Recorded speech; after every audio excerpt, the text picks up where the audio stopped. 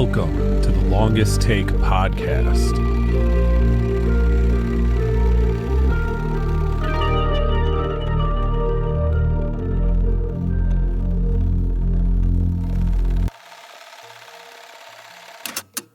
Thank you for tuning in to the Longest Take podcast. In today's episode, we are joined by Brandon Christensen, a visionary in modern horror, best known for creating a couple emotionally resonant scares in films like Stillborn or Z, some compelling thrillers like Superhost, and most recently and most importantly, capturing the essence of 80s slasher flicks with Night of the Reaper, which is a Shudder exclusive, and it's out now. Please welcome Brandon to today's episode. So first things first, what are your top 5 favorite movies? Top 5 favorite movies are kind of all over the place. Like, I've got The Breakfast Club is probably my number one film of all time. There's a number of reasons for that, but it's just something that of every movie I've seen, that one I've seen the most. Number 2 would probably be The Social Network. And that's just like, I feel like that's David Fincher at his peak. It's just, perfect technical execution of just like a brilliant script. Number 3 would probably be The Blair Witch Project, just because of the time and place of which I saw it. Like I was 13, and I went to a midnight advanced screening with my cousin, and it was just like the most insane experience because I didn't know that at that point that it was fake, right? So like all the marketing back then was about how this thing was real. And so that was me, being 13, going to a midnight screening of a movie I thought was real and watching that happen and just like destroying me. And, I was like up all night crying. I was so scared. Number 4, I'd probably say Donnie Darko.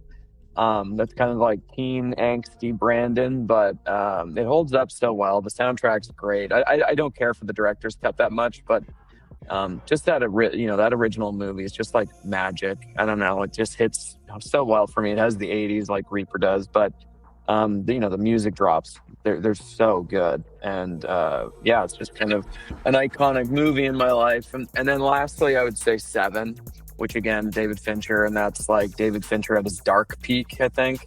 He's always kind of played with that dark gritty kind of stuff like that, and I feel like that was just such a great movie. That whole twist, the whole end sequence out in the power lines and stuff like that, with the helicopters coming in and the box and stuff. It's just like, I just remember just my mouth. It was one of those movies that I watched, my mouth was just like wide open for the ending. I couldn't believe what I was watching. And so yeah, those are the 5 that I think stand out the most. And then there's like 1,000 movies that I just love. And but when I think about my life and sort of the path that got me to where I am, those ones are the ones that kind of stand out the most. Yeah, absolutely. And I love the appreciation for David Fincher. And I mean, with Seven in particular, you got movies like Longlegs and these other, kind of stylized slasher type or serial killer flicks. And, you could tell when they're all inspired by that one movie. They've got that for Fincher, sure. Right? Even, did you see Red Rooms? No, I didn't. I've heard it's good. Oh, yeah, it's incredible. And it's like, it's the other side of it where it feels very Fincher-esque, but there's no like blood or violence in it. It's all, you hear about it, but it's done incredibly well. Very Fincher-esque. And I love that. And it's always so funny about Social Network. I forgot how the story goes, but how the script is so long, and they decided in order to kind of make the runtime shorter, talk fast. And right. Everything's paced really funny. And like they were using a stopwatch and be like, this is too long. Like that opening scene with the two of them talking at the club, like the loud kind of bar and stuff like that. Like they did that for days and days, and they were just trying to get the speed to a point where it would fit under this certain time. I mean, Fincher is just like on another level of autistic perfection that I can't, you need so much patience to be able to do that, and money and time. But he's just, I don't know, he's definitely my favorite director. Yeah, and before we get off the subject of him in particular, I really so I'm the type of guy where I hear about directors that take a million takes, just one after another, like Fincher does, Stanley Kubrick, and the whole time I'm just like, you know, why do you need so many? Like, why can't you be like Eastwood where he takes one and he's like, oh, that was good, let's go. But then Fincher talked about it and he's like, well, like I hired you all here, I'm getting my money's worth. And I'm like, they spend so much money to get the actors in, to build the sets, and he's like, I don't understand why everybody's rushing to get through the day. It's like, let's take the time and use this stuff to the, you know, the most of its capabilities. And no, for sure, but you need to be insanely patient to do that still. Like, you know, you've probably heard Jake Gyllenhaal talking about how much he hated it on Zodiac, and it's like, yeah, I can imagine it's just grueling. I have a friend of a friend that was in Manhunter, and he was one of the prisoners that was being interviewed by them early on in I think the first season, and he had to eat a candy bar during his scene. And so he ate like 100 or something candy bars, and between takes he was just vomiting, and he was just in this fever dream because he had to keep eating this thing. And so, you know, it's just, that can be very tough on an actor. Just like it's like a physical challenge that you're going through. But, you know, I think a lot of actors love that stuff. They love to be, you know, taken through the gauntlet like that. And it's definitely not my style, you know, like if there's a big technical scene or something like that requires it to get right, I'll do a lot of takes. But in general, it's like, you know, 3 or 4, maybe 5, you know, if the actor doesn't have it yet, for sure, you'll keep going. But you know, you're working with professionals, and you again, like you don't have the time that he has. Like, he's got several days for one scene, and I'm doing, you know, 5 or 6 scenes a day. So it's a total flip flop. Right. Yeah. And yeah, I mean, having someone eat a candy bar over and over, that you don't want to be known as that filmmaker, you know what I mean? But with someone like Fincher, he's just, people want to put themselves through that almost. Right. Not saying that your friend of a friend did, but just because they want to be a part of it. I think that's a big piece of it. But when they go through such a tough time, you know, it's rewarding. At the end of the day, you watch it and you're like, that's why it was so tough, you know? Yeah, for sure. Yeah, I mean, Fincher's the best because, you know, he's able to do that, you know, and he's just like one of the few filmmakers out there that can get away with it, and he can, and he does, and, you know, he's brilliant for it. Yeah, absolutely. So switching gears here a little bit, in your film Z, I noticed as I was watching it that Joshua, the main child actor, he's left-handed. Was this a conscious decision, or did it so happen that the actor themselves was left-handed? He was just left-handed. I mean, that plus the milk, like he was allergic, he's lactose intolerant. Okay. So if you watch, like, there's so much milk drinking, and this is a very disease-specific issue, but he couldn't drink the regular milk, so we had to have almond milk on it. So you'll like see the color of the milk change in between shots, because like she'll pour the milk, and then when it cuts to his side, it's like just sickly yellow because he couldn't drink it. So no, I mean, you know, when you're working with kids and you're working with indies, like you don't have a level of control that you would. Like I mean, even on Reaper, like Ryan Robbins, he joined the cast pretty late, and he was working on another project where he couldn't shave his facial hair, and like I wanted to do the mustache, you know, and I wanted to clean up all this, but he's like, I can't, man, because we only had him for like 6 or 7 days. So it's like, you just take what you get, and you go like, okay, well, they're like, well, what do we do with his hair? And he's got really short hair, so you're like, I guess just, you know, you do Rick from The Walking Dead, and that's just it. And it just, you know, so many people are like, oh, well, what's the choice being made there? And it's like, it's not really a choice on this level. It's just what I have to do, you know? Like Matty Finocchio, who plays Butch, he was going to grow a mustache too for it, but then he booked another show that he was like flying to them, and they were paying him a lot more money. So he was with them for a couple days, fly back to us to do a day, fly back the same day. You know, it was chaos, but he just couldn't grow the mustache. Like, he's like, I can't have a mustache for that, so I can't have it for you. And so you're kind of, there's like a totem pole, especially with Canadian actors, because so many TV shows and stuff shoot here that they pay a lot more, and it's just like, you know, it's better exposure, whatever. But you're just always kind of doing that balance, like fighting that. And you know, you get good actors, and you just hope that you get good performances, and we did. And it's just, the rest of it's just like window dressing. Yeah, definitely. That makes a lot of sense. You just kind of, you make the best out of what you could get. I always find it funny because I'm left-handed, so 90% of the time when I'm watching something, I'm always I'm always That's trying to pay fine. attention. I'm like, all right, Yeah. okay, right-handed, of course. And then I'm watching this. I'm like, oh shit, he's left-handed. No way.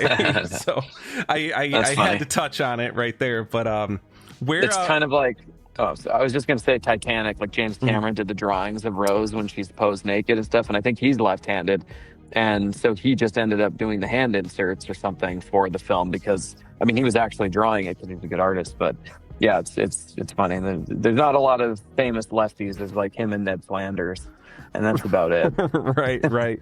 No, I was just gonna say, where in Canada? Because I'm guessing you do all of your films in Canada. Or- I've shot 4 of the 6 I've shot in Canada. I shot Superhost outside of Las Vegas where I lived at the time, and then I shot The Puppet Man in New York. Oh, okay. And is it? I'm trying to think. Their province is up there, right? Yeah, it's like right above Montana where I am. So it's Oh, Alberta. gotcha. Yeah. Okay, Alberta. Yeah, it's beautiful up there. Is that where British Yeah. Columbia is, or is that a little further west? It's further west, so that's like right above Washington. Gotcha. Yeah, you get to play with a lot of really nice scenery out there. I imagine. Yeah. Yeah, no, it's great. It's super cinematic out here. I mean, you know, a lot of people are coming. Like Christopher Nolan shot the opening of Interstellar here. Like Ghostbusters, that I can't remember what the Afterlife that shot here. Fargo was shooting here for years. That was like a big cultural thing that was happening for a while. Yeah, I mean, Last of Us, the first season shot entirely in Alberta. You know, it's become a place because I think what happens is like Vancouver's been this sort of the TV place for a long time, like CW, all these people, they all shoot up there and it's become like a service town. So the indie scene isn't very good because everybody, all the crews, they're constantly working, or at least they were before the strikes. But it just became a place where all the people that had locations, they knew that there was money. And so they start charging obscene amounts of money to shoot there. And it just became so expensive for production that they started going east. And like Alberta was, you know, and now Winnipeg, which is one more province over, they've got really advanced tax credits and stuff like that. And, you know, a lot of these shows are going there now because there's just, you know, government is just throwing money at these things to sort of stimulate their economy a little bit. Oh, nice. Yeah, that's fascinating, and I could see why there would be such a draw to it for anybody. There's this show Revival that's on Sci-Fi. I think that's filmed in Canada. It just it's in Ontario. Okay. Yeah. Okay, so it's I'm guessing not as good, but still probably pretty good tax breaks up there. Yeah, Aaron Kuntz is a friend of mine. He's one of the EPs on it, and he's kind of been doing a lot of stuff in Northern Ontario because they've got really aggressive tax credits there. I don't know if that show is shot in Southern or Northern, but yeah, his company, Paper Street Pictures. They've become like a very like a big team, you know, a big company in the indie space because they produce Shelby Oaks, which is coming out right away. But yeah, they've just sort of, a lot of these companies are tackling these tax credits because it's just like free money that you can use. And if you have US dollar and you're coming up to Canada, you're already getting like 30% plus on that. And then you add in tax credits. Like Reaper, the only reason that we could have done it with the budget we had was because of the tax credits. So it's just like, you know, it's very fiscally responsible to shoot here sometimes. Yeah, I love that. And yeah, that's funny. You talk about Aaron. I interviewed him probably like a couple months ago or something. Cool. Really cool guy. So yeah, he's awesome. Yeah, I agree. And I have a Shelby Oaks shirt on right now. Funny. I was one of the backers and I saw it a couple days ago. Oh, great. What do you think? Overall, I liked it. There's like, I think there's good promise there for Chris Stuckman as a filmmaker. There were just some things that I had issues with that I have issues with most like formulaic horror movies. There's like some things that it hits that I'm just like, you know, but there's a lot of cool ideas in it. So I definitely like that.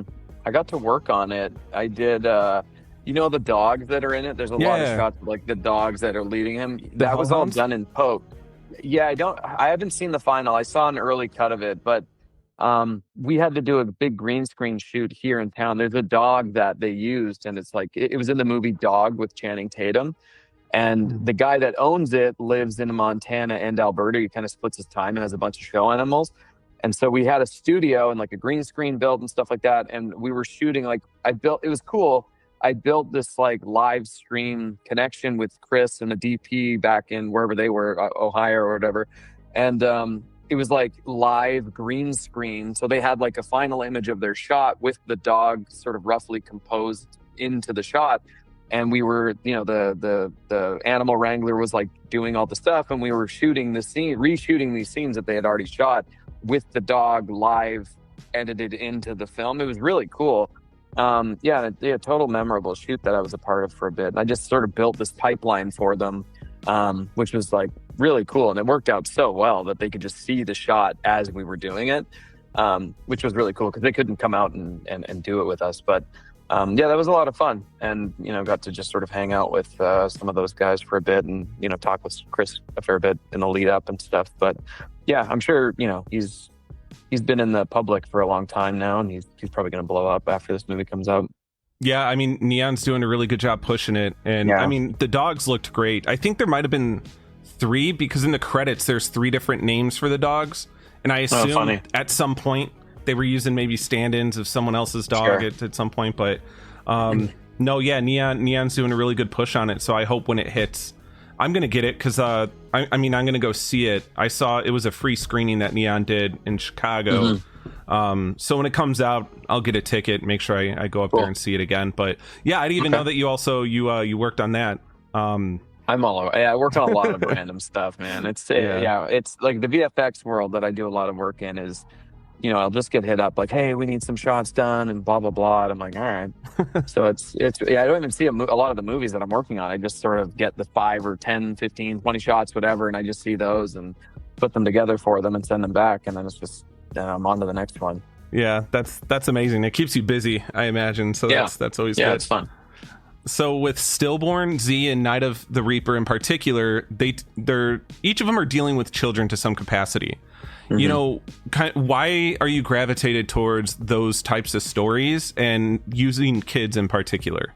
Where does that all come from? I mean, Stillborn started it, and that's because I was a dad. I had a newborn at the time when we were writing Stillborn, and my second son, Max, who's actually Max in Night of the Reaper, he was a baby at that time, and so I was going through it, and I don't know if you've seen Stillborn, but there's a scene where they're looking at the baby monitor, and that's what you do. You just sit there and you watch them, and you're just making comments and stuff like that, and that started the whole process of taking very day-to-day parental things and then being like, okay, well, what's the worst thing that could happen in this moment? And then, it's like, well, what if someone grabbed your baby? And it's like, oh, that's a jump scare, And so it's just taking these kind of daily things and executing them.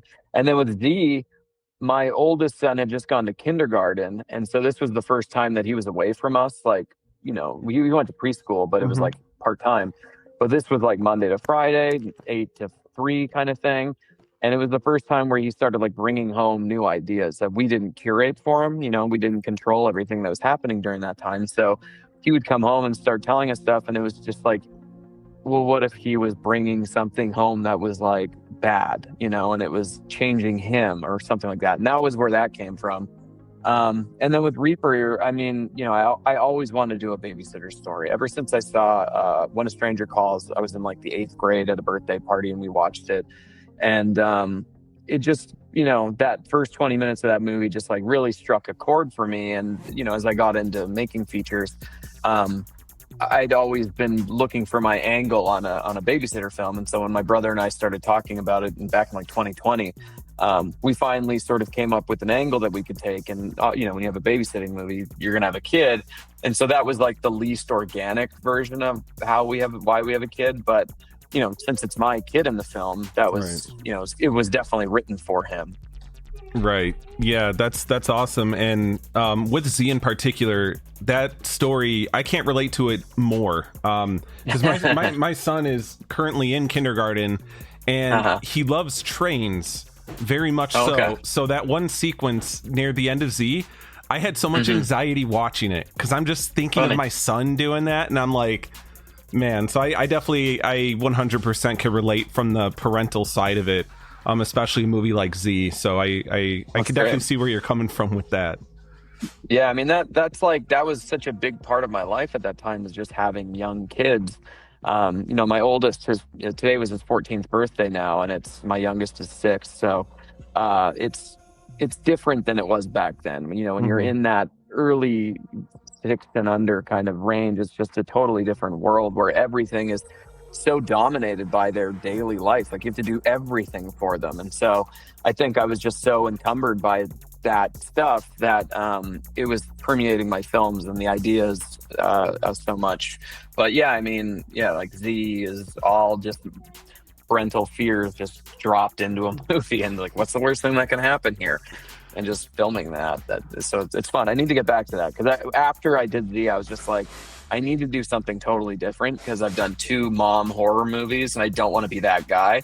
I want to change it up. So I went to Superhost, which is totally different. And Right. yeah, just sort of, now I feel like I can kind of jump around. Like, I just did found footage with body cam and 80s slasher with Reaper. And, it's just kind of like a little play set that I'm kind of like taking a dash of this and a sprinkle of that and just sort of making my own little thing. Yeah, and horror in general is just such a fun sandbox, and it's such a Hmm. diverse sandbox to play around in. Totally. Yeah, there's so much you can do. And speaking of Superhost, I was on the IMDb for it. I actually haven't watched that one yet, but I noticed on the trivia it said, and I don't know if this is true, that the crew was plagued by beetles throughout the shooting. Hmm. So, like, Hmm. what's the story behind that? What happened? So we didn't know. So like I had been up to this cabin. It was like 20 minutes from my house when I lived there, and it was a friend of mine. Their family owned it, and they offered us a very generous amount. Like, they basically gave it to us for free almost, for us to take over for like 3-4 weeks. And I was up there all the time. We're prepping. We're walking through the house. We're scouting. We're doing all that stuff, and there was no issues with any beetles whatsoever. But the day before, we loaded in to the garage, like all the gear. We rented a truck and just put everything in the house, because it all takes place at that house. And we're just like, what the hell is up with all these beetles? They were just like these little weird metallic looking bugs, and they're just swarming everything. And we're just like, this is so bizarre. Maybe they'll be gone tomorrow. And then we come back the next day and they're just still there. And we're like, what was happening? And we started shooting outside, and like the actors are in this thing, and there's just like beetles landing on their faces and stuff, and we're like Hmm. constantly stopping to pick them off. And it's just, I guess it's like a migratory bug that goes through during this one specific time, and we just happened to be filming during it. But it was a 3-week shoot, and for the entire 3 weeks they were just there. And like they like the sun, so since we're in the mountains, the sun kind of goes over and drops pretty quickly. But during that time when we needed the sun and stuff like that, we were outside. You basically just had to build like a wall of flags, like flags, like the white silk Hmm. flags that can Yeah. diffuses light. And they would just swarm that thing because it was direct sunlight. And so it'd mostly stay off the actors, but still, like, if you watch the movie enough, you'll see them like on their arms and stuff, just crawling around. And I did like a behind the scenes of it afterwards, and yeah, like everybody talks about the Beatles, and there's so much footage of just like, it's insane how many Beatles there were. It was crazy. But yeah, you can't really tell in the film. They're there if you're looking for it, but you wouldn't notice. Yeah, I think that's exactly what I'm gonna look for once I do watch it. I'm gonna be every scene gonna be looking for those beetles. Did you ever get a chance to know like the name of it, what kind of beetle it was exactly? We probably looked it up back then, but it's been like 5 years. Right. I don't remember, but yeah, it was just like, it's just a migratory thing. It just kind of goes through in that period of time and then goes away when it gets colder. So it was just, yeah, it was true. I mean, there's always something that happens on a shoot. Like there's Hmm. just the stupidest things that will always get in your way, and that one was the Beatles. It was so weird. I still don't understand it. Yeah. Oh man, you got to go back to that cabin for one of your future movies. Hmm. Get the Yeah, it'd make be the great. Beatles a part of it. I don't know. Um, Hmm. so you alluded to it a little earlier, just about doing visual effects. You have around 20 credits to your name. Some of your own projects, other projects, other talented filmmakers. Did you start in visual effects and make your way to filmmaking, or vice versa, or was it like a simultaneous rise?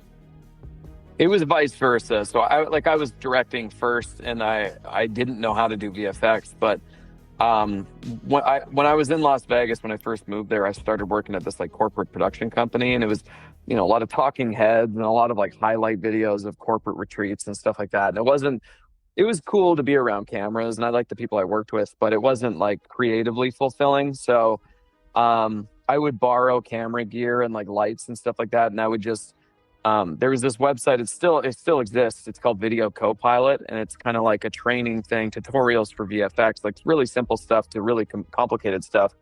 And yeah, they're just like these great tutorials. And so I would shoot little short things just with myself, just to learn how to do it. Like I wanted to do like crowd duplication, so I got a little green screen, and I'd film myself doing a bunch of different things and comp them all together. And just like I taught myself that, and I kept kind of doing that. And then when I did like a web series pilot for myself, and I shot it up near where we shot Superhost, and in January usually it's really snowy up there. Like you wouldn't think so because it's so close to Vegas, but the elevation's so high that it gets snowy. There's a ski hill and everything.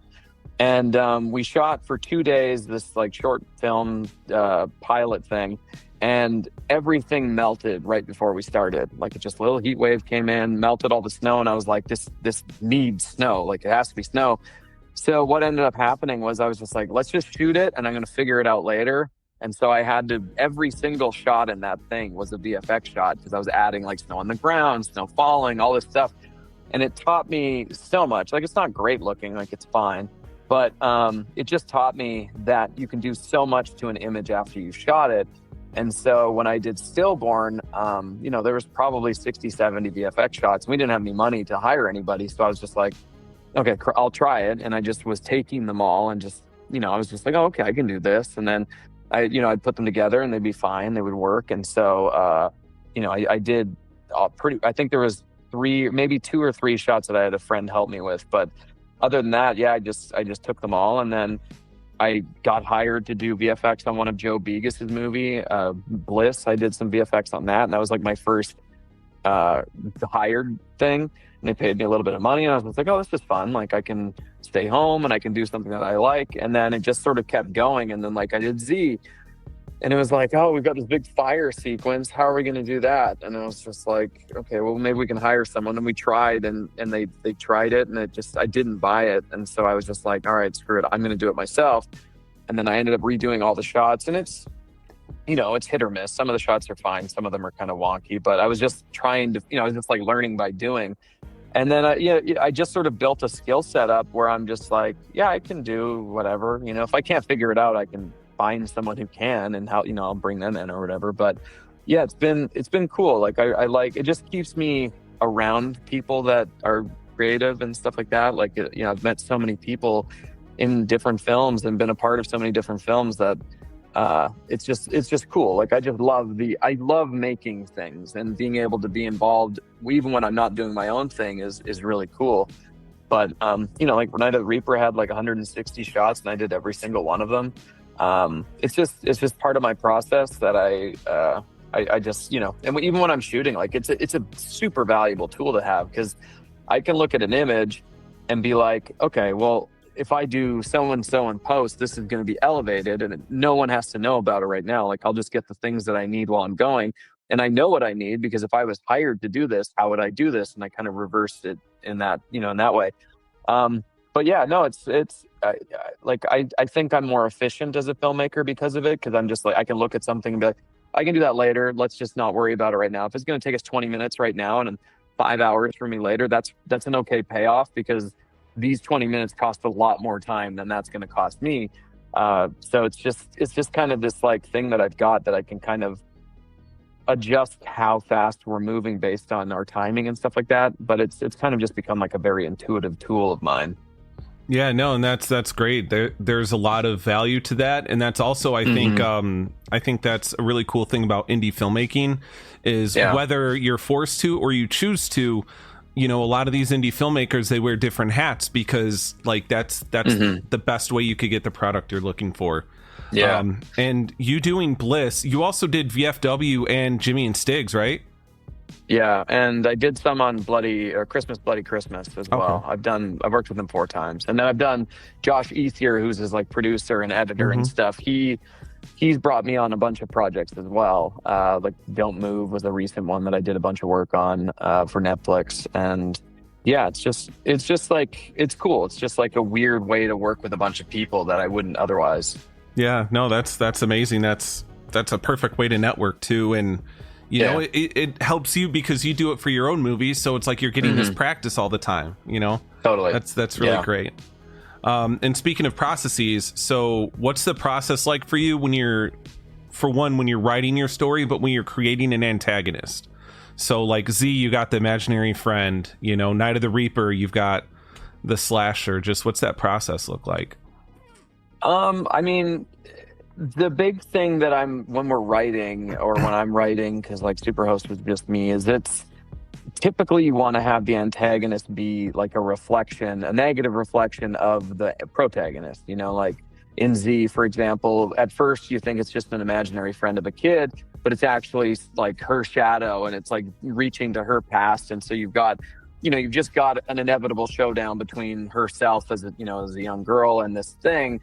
And then like something like Superhost, you've got you haven't seen it, but it's basically vloggers going to a travel home that they review like their travel kind of things, and the host of this place is not who they say they are, right? And so they're both, these people are there, and there are like this couple that are filming it, and this person that's the host, and they're, none of them are who they say they are. Like these people are pretending they're these really nice YouTubers, but they're not really. And then you've got this host who's pretending she's a really nice homeowner, but she's not really. And so they're just sort of like a reflection of each other, but they don't know that. And so they kind of bounce off each other. With Reaper, I think it's a little bit more basic because, I mean, to go into full spoiler territory, the film to me is basically all a red herring to keep the audience from watching what's actually happening, because there is another movie playing at the exact same time that when you watch it the first time, you're not aware of it because you're not looking for it. There's no reason for you to. And so the movie's built on the backs of all of these other films like Scream, like When a Stranger Calls, like Halloween. And it's all designed to make the audience feel like they know what they're watching. And so like you do have this whole whodunit thing, and it's leading to different people and whatever. And the ultimate person who it is, like, I read reviews and stuff like that, and some people really dig what we did because it kind of just takes this whole first hour and throws it away and starts something new. But some people didn't want that. They want that Scream thing where you're kind of like, oh, who is it? Who is it? Oh, it's them. I should have known. And that's not what this movie is. It's just pretending to be that until it can go like, just you weren't paying attention really, like you thought you were doing this or whatever. And so, anyways, with what I'm saying there is just like, the antagonist isn't really as important as it is in some of the other films where it has to be more thematic. Like it's like I said, a reflection of the protagonist so that they have a reason to go against each other. With this one, the only reason they're going against each other is because of something that happened in the past. And we don't know that as an audience yet. I mean, we know what happened in the past, but we don't know how it relates to the main character. And so, who they are isn't really as important as what they did in that film to me. And so that was kind of like the thing going into it. And it's a risk because, you want to make everyone happy. But when you're doing something like this, where it does have, it does take some pretty big swings in the last third, you're going to probably piss off some people. And we definitely did, which is totally fine because I would rather evoke a negative reaction than no reaction at all, So, but that's not to say people all hate it. It's just, it's been very positive, but there is definitely a lot of people that didn't really like what we were doing. And that, it's totally fair. Yeah, no, and I like what you said about, you'd rather evoke negativity than nothing at all. And that's why when it comes to ambitious stuff in general, I would much rather see that. I would rather see a bad movie that is just like wild with what it's trying to do than see something that's kind of mid and it's just kind of like lukewarm, forgettable. Yeah. So I think that's great. Yeah, I agree. Night of the Reaper is a Shudder exclusive, and I've noticed, like, when I watched Z, and I imagine another one of your projects is probably on there as well on AMC Plus or whatever.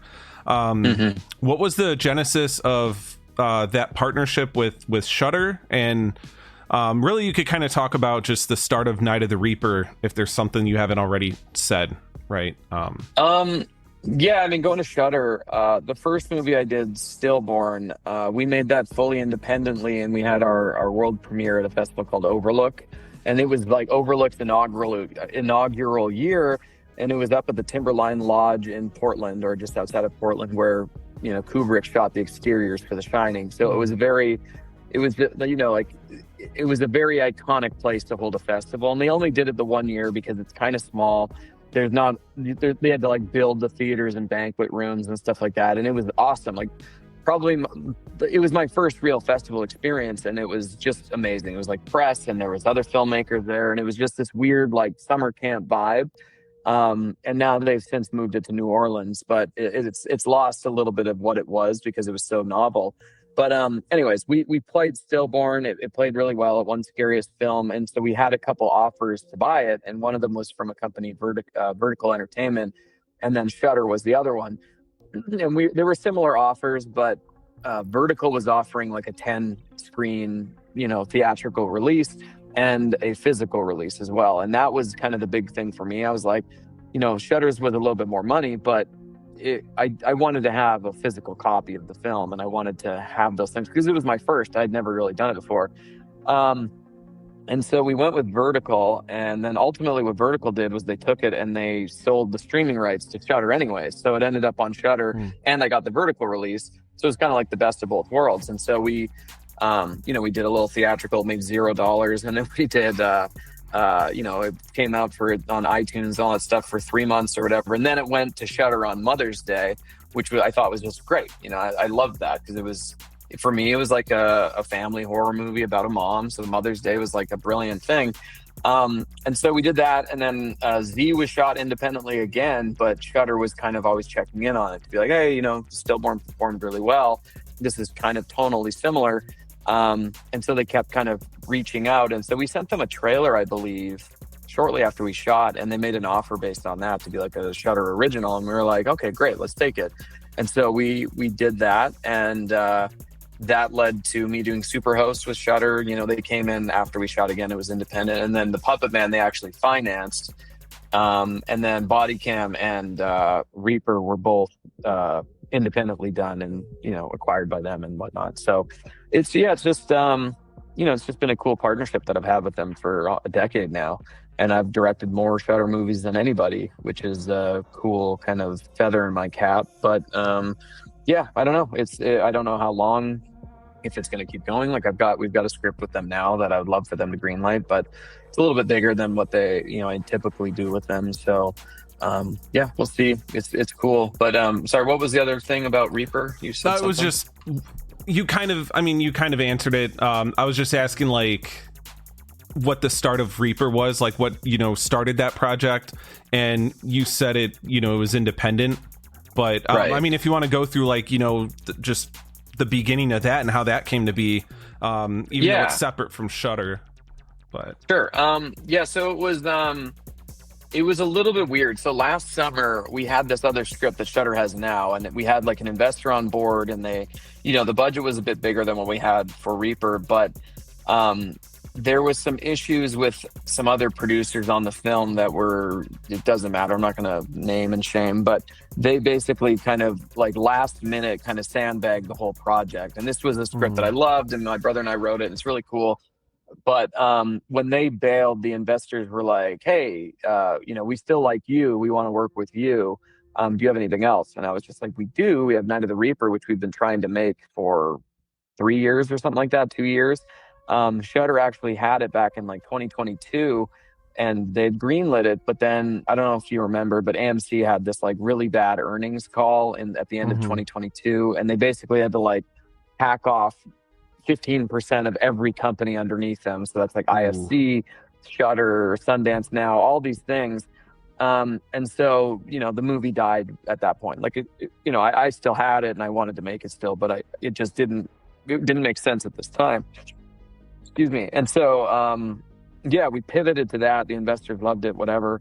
And we went forward and made it that way. So, it was just kind of a weird jump from one project. It was like train tracks running parallel, and we just like jumped into another train car, and it worked fine. You know, it was cool. I'm hoping I can do the other one because it's you know, visual effects are huge in it, and it would just be really fun to tackle something like that. Yeah, no, I'm definitely looking forward to something like that. How much bigger, like, you know, just I guess compared to like the budget for Reaper, how big would this one project be that you're trying to do right now? I mean, we could do it for double the cost, like with Canadian tax credits and stuff like that. It would have to be close to about 2 million. And so it's just big. It's like, it starts small. It's kind of cabin in the woodsy, but it turns into basically an entire town defending itself from like a giant witch. Nice. So it's like, think of the end of Saving Private Ryan, where the Germans are rolling into that small town, that, but with a giant witch, essentially. So it's like, it's cool. It's very big and broad and gross, and huge body count.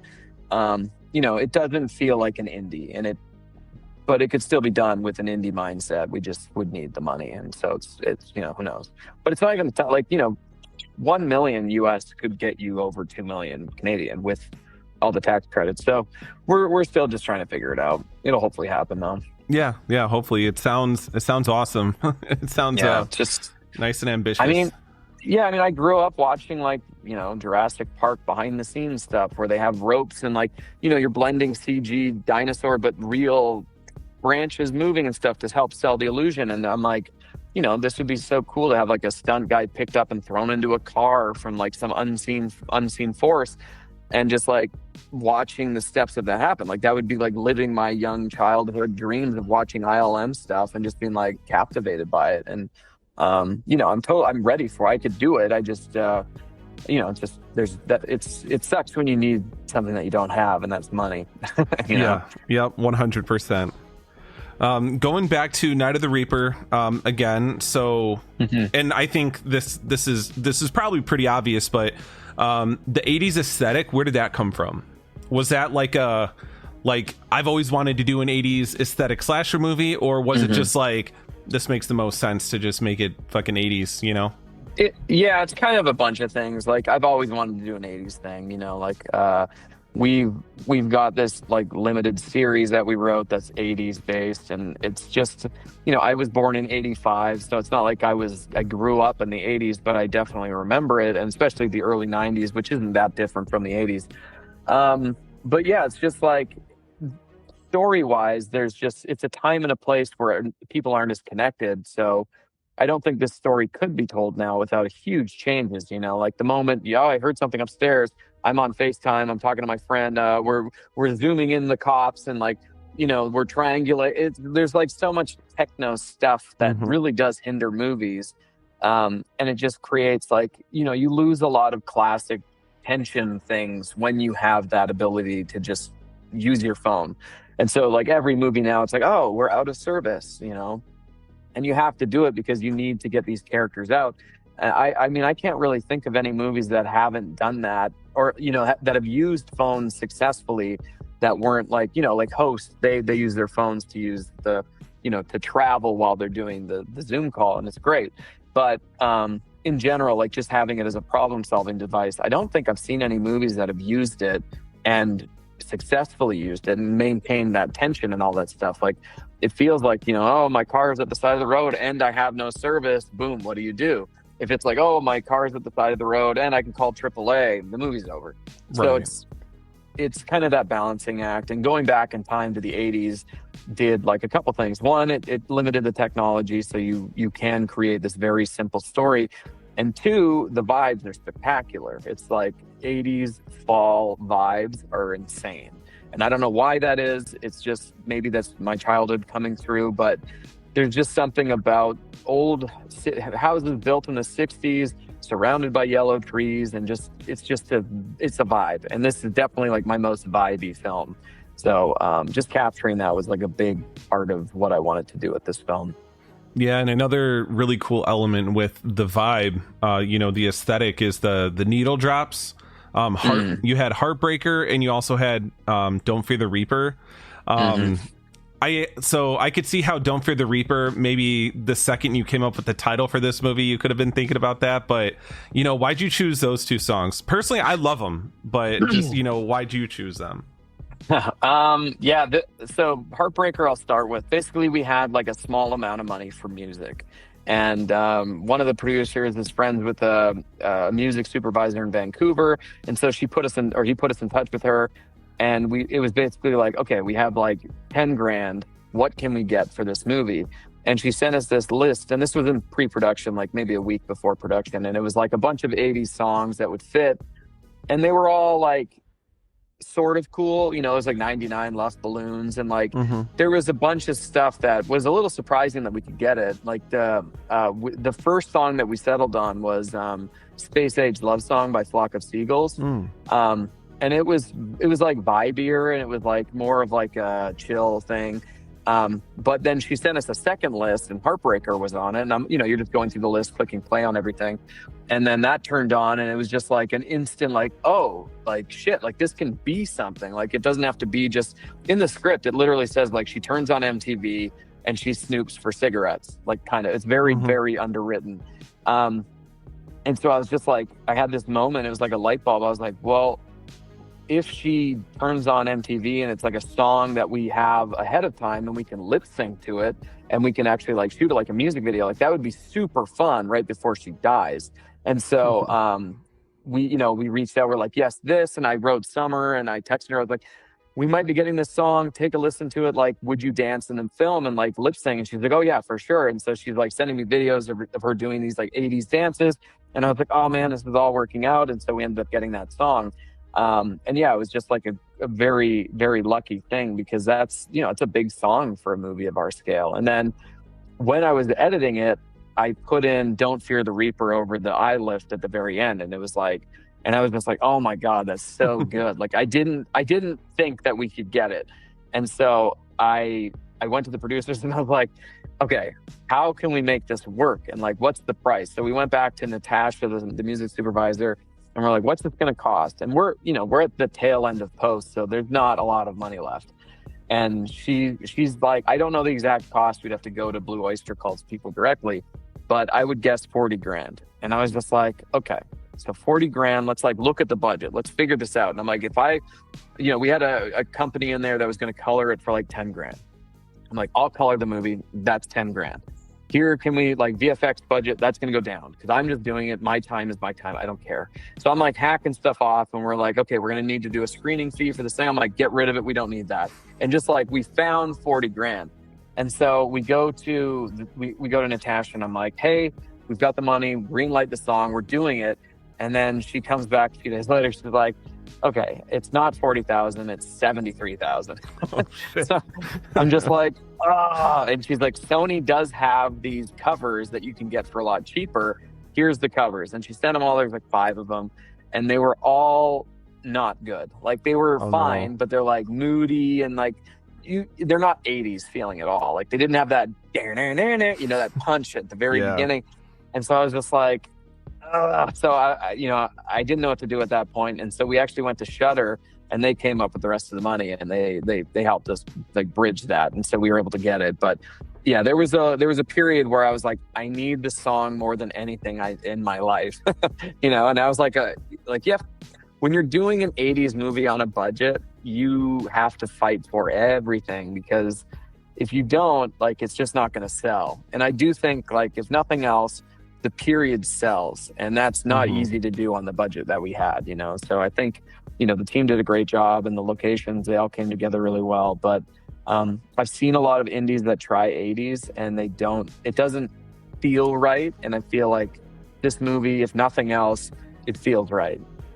Yeah, and I completely agree. And you're really, I mean, I already like Shudder, but you're really selling me on them because they sound awesome. They sound like they've been great. Cool. And it sounds like they're really helpful towards creatives, which is always good to know. Have you seen Summer of '84? I haven't. I need to. It's one of those movies that came out at a time when I was working on another movie. And, I'd been in post basically from March 2022 until July of this year, because I shot The Puppet Man in January and February. and that took like a year of post. And then as I was doing that, I was getting really frustrated with some of the processes that were happening, and so I went and shot body cam while I was in post. And then I finished Puppet Man after that, and then as body cam took 2 years in post because of all the VFX needs.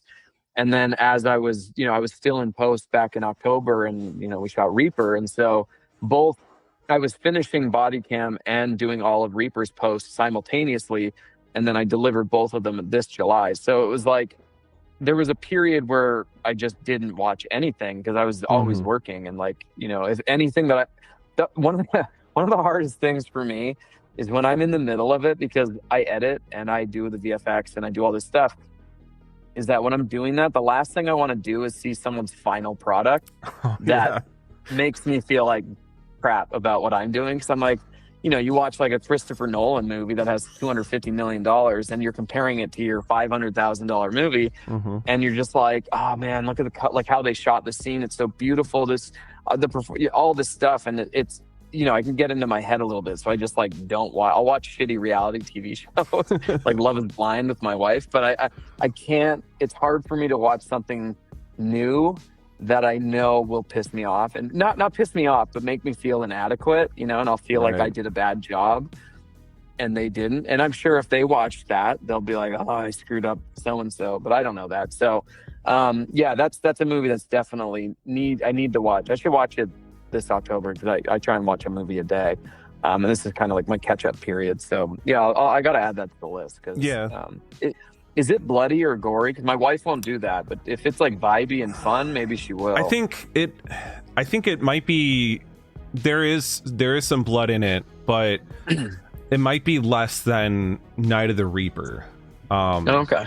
There's definitely one sequence, but it's at like near the end.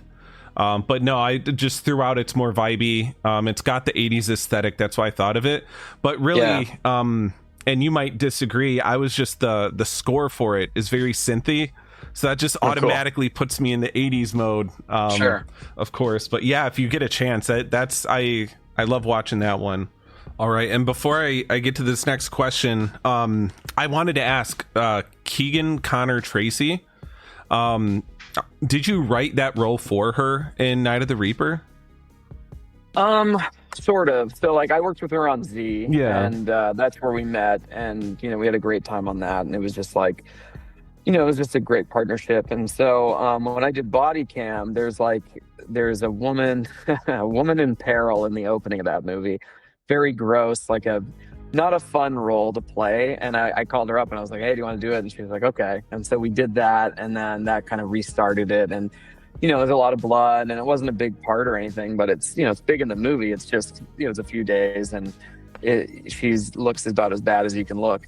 But when Reaper happened, my brother and I were writing it, and like we had the killer in mind, but the first draft it was a guy, and that was fine. But I thought it was kind of cool to do woman on woman at the end, and like have this sort of this kind of battle between these two. And Keegan, I was just like, yeah, she'll do it. Like she did body cam, like of course she's gonna do it. And so I kind of I just told her, I was like, hey, you're doing this role, and like her agent likes me, so I was just like we're gonna make it work. Like it's gonna happen. I'm sorry, it's just gonna happen. And I think Keegan's a good sport, but she hates the fact that everything I do has to be at night. Like all my they're always overnights, and that's such a brutal thing on everybody. And I don't think she loves that part. She was like, why can't you do something like in the daytime or somewhere nice? Why does it have to be in shitty cold weather at night? And I'm just like, I don't know, I'm sorry, it just is, we're making horror movies. But yeah, like I had a good feeling it was going to be her, and it ended up working out. I knew it would, because it just made sense. But no, I like putting her I like putting her into these uncomfortable roles that she's done so much TV and like beauty work, and like where she's like like the Blue Fairy and Once Upon a Time and stuff like that, and like she played like Belle in The Descendants, and like she gets these star treatment and these beautiful clothes and all this stuff, and I just find it endlessly hilarious that I bring her to these things. We don't have trailers, we don't have anything like that. It's just like, you're going to be dealing with a lot of bullshit. and, Right. and she does it, and bless her heart, she keeps coming back. So yeah, it's just a funny thing I keep putting her through. Yeah, no, that's funny, because I noticed it too when I was watching at least Z and Reaper, and I don't really see her in anything anymore, but those two things have been outside of TV, I guess, but really I only had known her from Final Destination 2. Sure. Which yeah. I'm sure that's a lot of people too with horror. Yeah, for sure. She's done a ton. I mean, like, she was in Bates Motel for a while, and like she's done a lot. And I think there's something different about indies, though. I think the roles are better than TV. It's more personal. I think you put a lot more on your shoulders and stuff like that. And I think that's also attractive for actors. Like Jessica Clement, she's in Gen V, and she makes great money doing that. It's very cushy, and like she could be very fine not having to do an indie like this, but she like craved it, because I think you lose something when you're just sitting in a trailer all day on your phone, just like dicking around waiting for them to call you, because they've got stunt doubles doing most of the work for you. So having this like meat and potatoes thing where you're just on set all day, every day with the crew, and gelling and bonding and forming relationships, there's like nothing better than it, and like, as much as I'd love to do a studio picture and like do all this stuff, I do love the nitty gritty of an indie film, because it's just so, it's like a family, you're there for 4 weeks, whatever, but like the relationships are so strong. Like, I still talk to people that I worked with on Stillborn, and it's just this like great family that you build, and I don't think you can do that as well on like a studio film or on a TV show or something like that. It's more impersonal, because there's so many systems in place, and separate systems, like the unions here, unions there, all that stuff. And with an indie, it's just kind of like everyone's wearing multiple hats, and I love that. Yeah, most definitely. And I think it was Hugh Jackman who said when he was doing movies in Australia, that when he came to America to do movies, it was totally different. I was just gonna say, I was like 2 hours ago, I was laying on the floor because I was bored and waiting to do the podcast, and I was reeling, and I was watching a thing about Hugh Jackman and how he buys everybody on like Wednesdays, he buys them scratch tickets, because in Australia, before, like, everybody's always working together, and he brought it to here because he missed knowing the crew. And so it was like a way. It's just funny that you brought that up, because I literally just heard that a couple hours ago. So that's funny. Yeah, and that's the exact video that I saw too. And it just, I think it's awesome though to see someone in Hollywood. That's funny. Want that, because I think that it'd be so much better to have that indie set feel.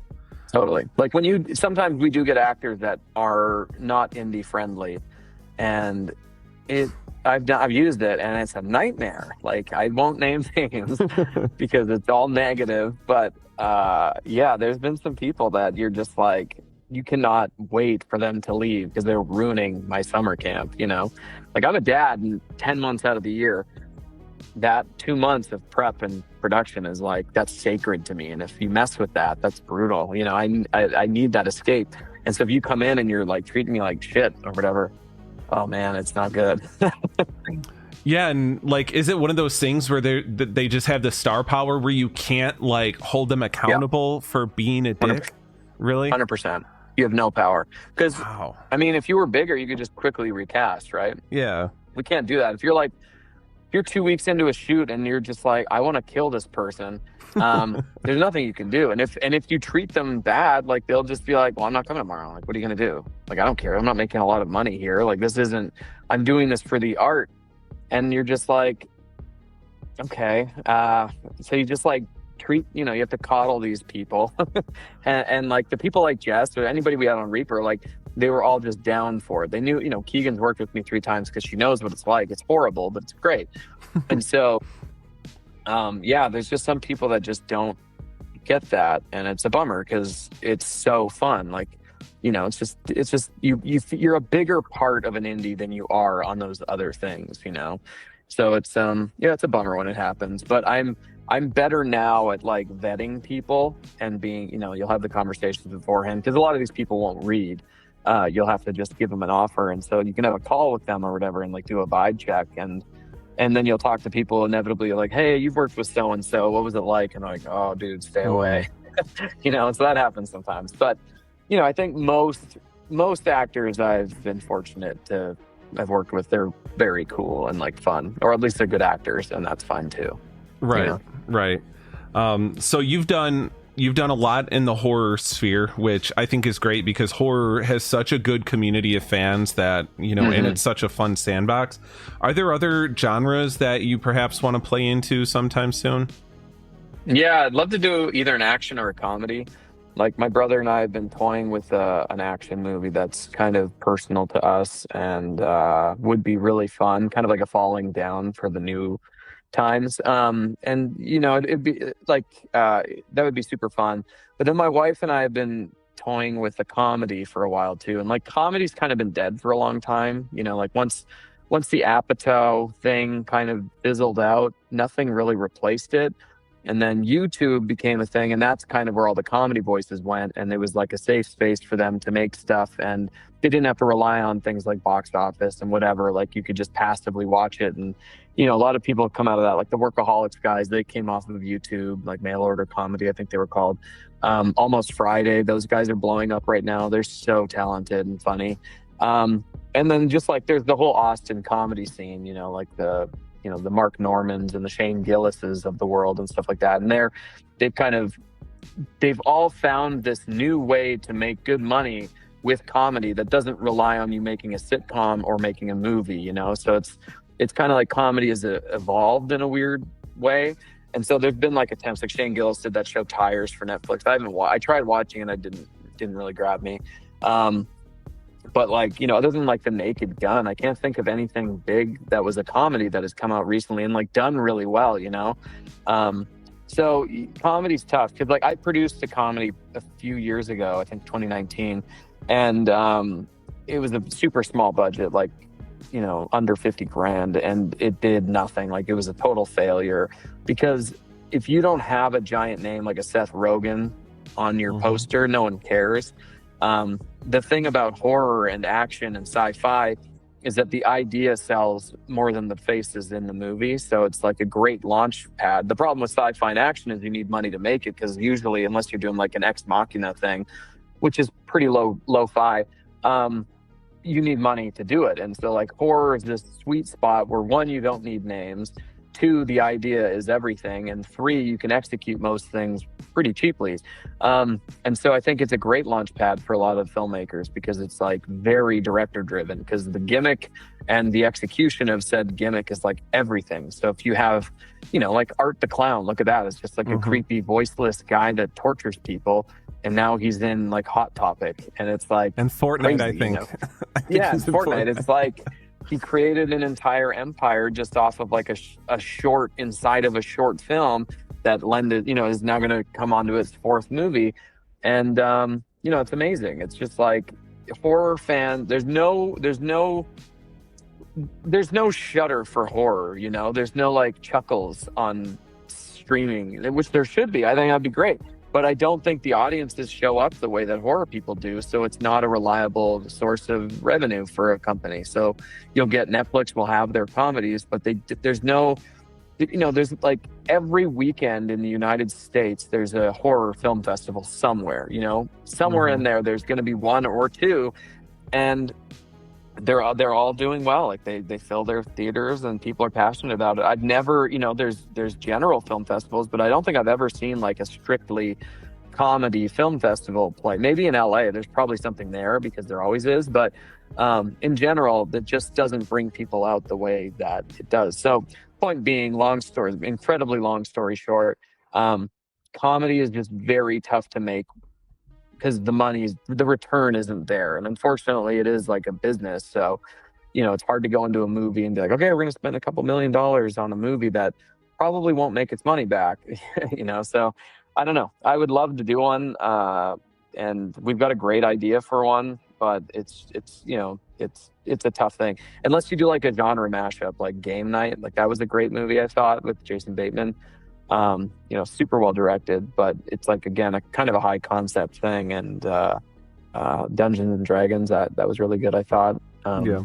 But again, it's not just a comedy like how Judd Apatow used to do stuff. It's a comedy on top of something else, and the something else is driving the kind of the business of it, I guess. So Right. it's it's fun. I mean, I'd love to do a comedy, but it's just hard to get it to go. So we'll see.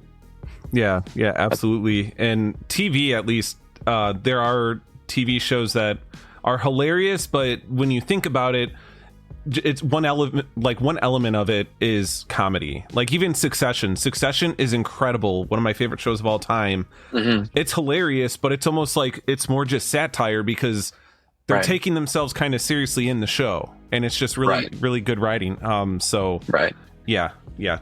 hope you get to make that, because we do need more like good, just straight up comedies coming out, Yeah, if you haven't heard of Almost Friday, you should check their YouTube. It's called Almost Friday TV, and they're just a small group. It's kind of like mail order comedy. It's just like sketch based, but they're executed at such a high level. Like the director of them is so talented that they're constantly jumping genres. Like they'll do there's like a body cam one, or like they're taking massive swings at different things, and like so none of them, they don't bleed together at all. They're all completely different. But yeah, like nothing makes me laugh as much of their stuff right now. Oh, I know that one.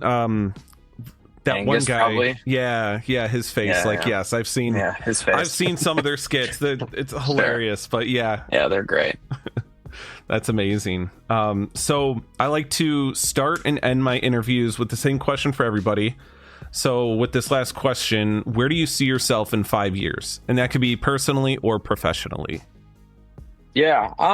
I don't know, because like 5 years ago was what, 2020, COVID. So hopefully not in another COVID situation. But no, I mean, I try and kind of view life in 5-year increments, and like, try and plan like, okay, what's my next 5 years going to look like? How am I going to grow there?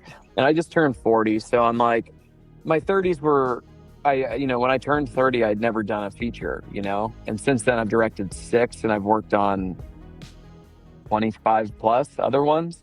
So it's been a very different, my 20s were like hustling and trying to figure out how I was going to find a pathway through. And so I'm very curious, like I've reached a point now where, I'll get hired to write stuff that never gets made. And, I'm, budgets are slowly improving and stuff like that, but I still, like, I'd love to do a studio film. Like, I would love to just have that opportunity to just have all the best and the most talented and the brightest helping make something, just to see what it was like. I think I would really thrive in that system, because I'm a people person, and not in my personal life. I hate people, but when I'm on set, like that's my best self. Yeah. And I think I would really do well under that. But, I honestly don't know. And it's been something like I've been asking myself for the last little while, like, what do I want to do? Because right now I don't have representation. Like I don't have a manager. I don't have an agent. And like, I'll talk to them and they're all kind of saying the same thing. Like, oh, you got to get out to the studios and do the stuff. But I'm like, right now I'm in a position where I'm like making a decent living, making films that I can self-generate. Like I can write them, I can put the money together, I can find, and produce whatever, and I can get them done. And I know, because I've seen a lot of people do it, when you start chasing the studio system, you kind of lose that power. Like you can make a ton of money and you can make, that's great, but nobody's making movies as fast as I am right now. Like since 2020, I've shot 4 and it's been 5 years. Like and I've edited all of them. And it's like, that's a lot. I just fear like if I'm like, okay, I'm going to start chasing, I'm going to get this big script idea out there and I'm going to go pitch it around town, I'll spend 3 or 4 years not making anything, And so it's kind of like a battle that I'm currently weighing, because I've got kids, my oldest is 14, youngest is 6, and they, their priority, and I'm trying, I'm most of the time I'm dad, and then other times I'm movie making guy. So I'm trying to figure out what I want to do, because the industry isn't the industry I grew up loving. There is no upstart ILMs figuring things out anymore. Everything that can be done has been done now, and so it's just a matter of like, okay, well, the story matters more. You peel back, because like you watch like a a Marvel movie, and you're never really surprised anymore. Like, it's like, oh, okay, this giant world-ending thing is needing this defense team, and they're going to fight, and a lot of people are going to die, and it's going to be fine, and it's going to look amazing, and it's cool, but I'm never going to remember it because I've seen it 30 times. So it's like, I don't know, and it's a long-winded answer and not really a concrete thing. But like, if a studio came to me today and was like, hey, we want you to direct this, of course I would do it. That would be amazing.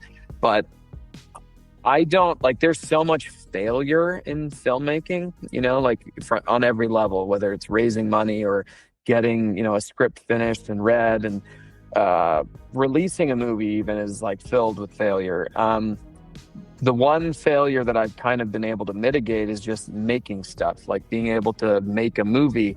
And I do fear that if I start going after this thing in this search for bigger and better, I might lose that. And that's kind of scary for me. So I'm like, I don't know. Like, I'm kind of got this good thing going where I'm like, I don't want to rock the boat too much, but at the same time, like, it is naturally just growing on its own, like I am doing more and I'm meeting more people and I'm doing more things, but, I don't know. I'm definitely doing, like, I don't know if you follow baseball, but like a journeyman reliever, they're like older guys that have been pitching for every team, and they just are solid dudes that everybody wants for a short period. I'm kind of turning into that for horror films. And I'm like, and a review of Reaper, someone actually said that. And I was like, oh, totally. Like, that's what I am. And that's cool. Cause a lot of people, they come out swinging, like you have your Parker Finns that just like knock it out of the park with their first feature, and they become like instantly rich and famous. And that's super appealing. But at the end of the day, I'm like, I just, I don't want to chase something that might not be there. I'd rather, keep my options open with what I'm doing and build the relationships that I've built and like keep fostering those. So I don't know, that's a long way of just saying, I don't know, but the industry that everybody that I grew up loving doesn't really exist the way that it did. And so the excitement of doing that isn't what it would have been if I was like 13.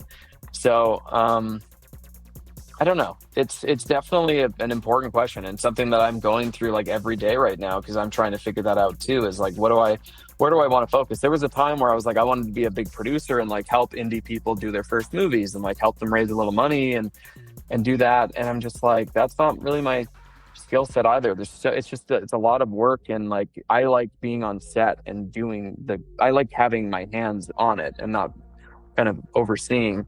So yeah, I think right now it's just like I need to shoot a movie in 2026. Like, I know that, and I've got one script out there. We just finished another script that is, again, way too big for what I would be doing. Like, it's something that needs mid, 5 million plus. And that's the first time we've ever written something like that. Because usually when we're writing for me to direct. Like, it's like, no, I can't do that scene because I'll never be able to get that at this budget. So this was the first time when we're just like throwing caution to the wind and just being like, here we go, let's just write it. What's cool. And I think it's really cool. So, I mean, maybe there's a chance that happens with like a studio or something like that. I don't know. But I just know that I don't want to lose what I'm doing, because what I'm doing is cool and I enjoy it. Like, it's because I don't know many people that are writing, directing, editing, coloring, VFXing their movies.